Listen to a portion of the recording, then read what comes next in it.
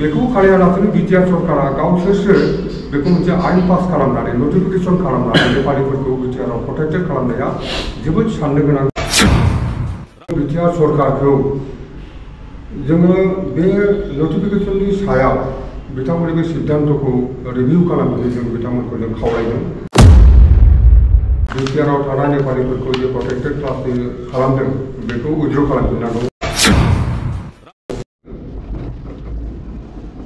जोङो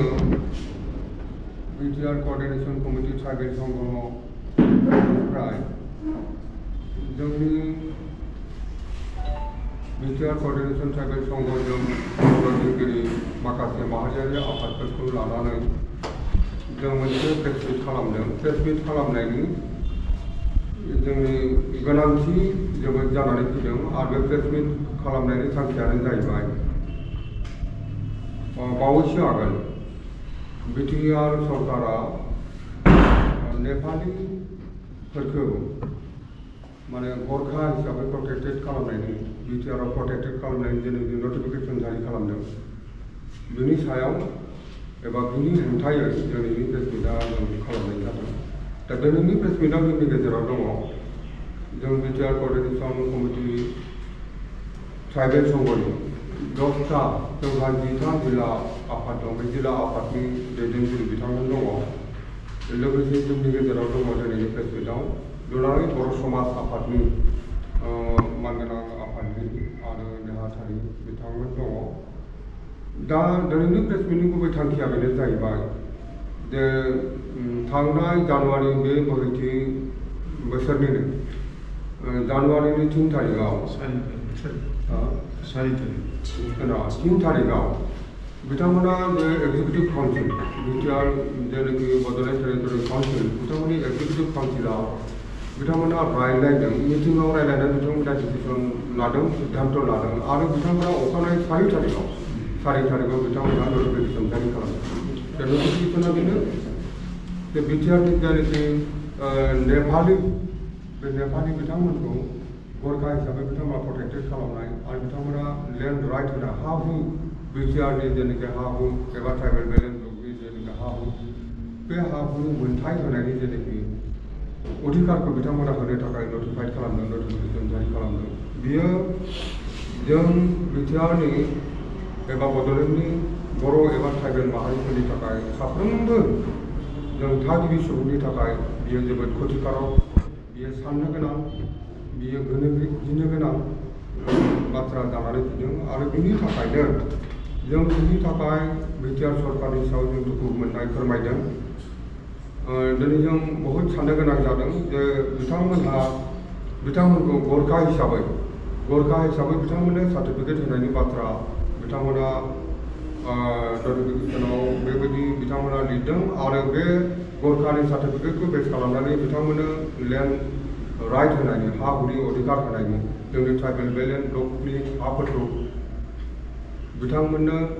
माने अधिकार होनायनि जे बाथ्रा बे बाथ्राया एसेबो मोजां जायाखै। जाय बाथ्राफ्रा जोंनि बर' एबा ट्राइबेलनि थाखाय फिक्सिबल एरियानि जोंनि थागिबि मानसिफोरनि थाखाय जोबोद खहा गोनां। बिनि थाखायनो जोङो बिटिआर सरकारखौ जोङो बे नटिफिकेसननि सायाव बिथांमोननि बे सिद्धान्तखौ रिभिउ खालामनानै जों बिथांमोनखौ जों खावलायदों। बिटिआर कोअर्डिनेशन ट्राइबेल संघनिफ्राय जों बिथांमोनखौ दाबि दैखांदों। नेपालि बिथांमोनखौ प्रटेक्टेड खालामदों आसामनि चिफ मिनिस्टार मानगोनां गिबि मन्त्रि डक्टर हिमन्त बिश्व शर्माया। बावैसो आगोलनि बिथाङा आसामाव थानाय नेपालिफोरखौ लोगोसे बिटिआरनि नेपालिफोरखौबो प्रटेक्टेड क्लास हिसाबै बिथाङा नटिफाइड खालामदों। नाथाय बेखौ जोङो बिटिआर गभर्नमेन्टआव बिटिआर सरकाराव गोबां खेब जों 2022आवबो जों मेम'रेन्डाम होदों। गोबां दफाजों लोगोसे बिटिआराव थानाय नेपालिफोरखौ जे प्रटेक्टेड क्लास खालामदों बेखौ उइथड्र खालामफिननांगौ 22आवबो जों होदों आरो 2023आवबो जों बिटिआर सरकारजों रायलायदों आरो जों मेम'रेन्डाम होदों। आरो नै बे दाख्लैसो थांनाय 2024नि जुलाइ 17 तारिखआव जोंनि बिटिआर कोअर्डिनेशन कमिटि ट्राइबेल संघआ गासैबो जोंनि बिटिआराव थानाय ट्राइबेल अर्गेनाइजेशनफोरखौ जोंनि ट्राइबेल माहारियारि आफादफोरखौ लानानै जेरै साहित्य सभा एबसु आरो बेबायदिनो राभा साहित्य सभा राभा हाजं गासिखौबो गार' स्टुडेन्ट गार' साहित्य सभा लाजोबनानै जेराव बर' समाजबो दङमोन गासैबो जों ज' जानानै काजलगावनि मिउनिसिपालिटिनि जेनाखि मोनसे कमिउनिटि हल दंमोन बेवहाय क'र्डिनेशन कमिटि बिटिआर ट्राइबेल संघनि दैदेननायाव लिंथुमनायाव ज' जादोंमोन गासैबो जोंनि ट्राइबेल माहारियारि आफादा जोंखौ मदद होदोंमोन बिटिआरआव थानाय हा हुनि जेनाखि जेंना ट्राइबेल बेल्ट ब्लकनि जेनाखि एनफर्समेन्ट नन प्रटेक्टेड क्लासनि मानसिफ्रा जेनाखि आग्रासन खालामनानै गाग्लोबनानै दङ जोंनि सायाव बेफोरनि मुक्तिनि थाखाय बेनिफ्राय बोरै जों उदां मोनगोन बेनि थाखाय जों रायज्लायदोंमोन गासैबो माहारियारि आफादा जोंखौ ट्राइबेल संघखौ मदद होदोंमोन आरो बेनिफ्राय बे हा हुनि जेंनानिफ्राय जोंनि थागिबि मानसिफ्रा उदां मोननांगौ होननानै बयबो एकमत जादोंमोन आरो बे आल'सनानि मथेनो जों नै बावैसो आगोल गासैबो माहारियारि आफादनि सहि होजोबनानै सिल सहि होजोबनानै बिटिआर सरकारनि मानगोनां जेनाखि CEM मानगेदेर प्रमद बर' बिथां आरो जेनाखि फरेस्ट रिभिनिउ EM मानगेदेर रन्जित बसुमतारी बिथांनाव जों मेम'रेन्डाम होदोंमोन आरो बेवहाय दंमोन जे नेपालिफोरखौ जे बिटिआरआव जे प्रटेक्टेड क्लास हिसाबै नटिफाइड खालामदों बेखौ आसाम सरकारनाव बिथांमोनहा मोनसे प्रेसार होनांगौ आरो आसाम सरकारखौ बे नटिफिकेसनखौ उइथड्र खालामहोनांगौ होननानै जों मेम'रेन्डामाव होदोंमन आरो जों बार बुंदोंमोन नाथाय बेखौ खालायालासेनो बिटिआर सरकारा गावसोरसो बेखौ मोनसे आइन पास खालामनानै नटिफिकेसन खालामनानै नेपालिफोरखौ बिटिआरआव प्रटेक्टेड खालामनाया जोबोद साननो गोनां दुखुनांथाव जादों ट्राइबेल मानसिफोरनि थाखाय बर' मानसिफोरनि थाखाय मोनसे जोबोद इयुनाव खहा गोनां जागोन गासैबो नेपालियाथ' माबोरै गोरखा जागोन बेबोथ' जानो हाया गोरखाया गोरखा माखासे प्रटेक्टेड क्लास गोरखा माखासे दंखायो खिन्थु दिनै जाय बिथांमोनहा मालाबाबो बे गोग्लैसोनाय गोरखा नङा जायफोरनाखि शर्मा जायफोरनाखि मा होनो सेट्रि बा उपाध्याय बिथांमोनहाबो बोरैहाय गोरखा जानो हागौ गतिके बेखौ मोजाङै सानै हयै बिटिआर सरकारखौ जों दाबि दैखाङो बिटिआर क'र्डिनेशन ट्राइबेल संघनिफ्राय बर' समाजनिफ्राय जोंखौ मदद दं गोबां जोंनि ट्राइबेल अर्गानाइजेसननिफ्राय जोंनि बे थांखियाव मदद दङ जे बेखौ बिटिआर सरकार रिभिउ खालामनांगौ आरो बेखौ उइथड्र खालामनांगौ बे नटिफिकेसनखौ बिथांमोना केन्सेल खालामफिननांगौ बेखौ जों दिनै दाबि दैखाङो दा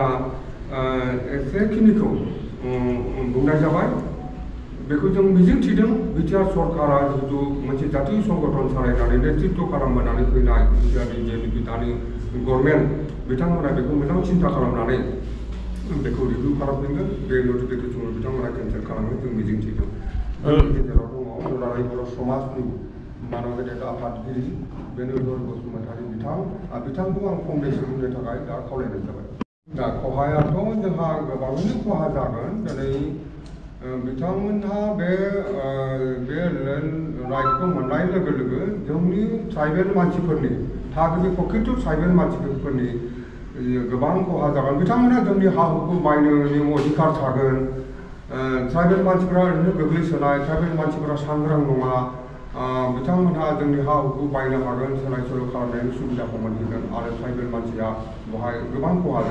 जाखागोन आरो बाखि खोथाखौ जोंनि ट्राइबेल क'र्डिनेशन कमिटिनि जोंनि नेहाथारिजों बिथाङा बुंगोन दा आं बर' समाजनि आफादगिरि बिथांखौ आं फंनैसो बुंनो खावलायगोन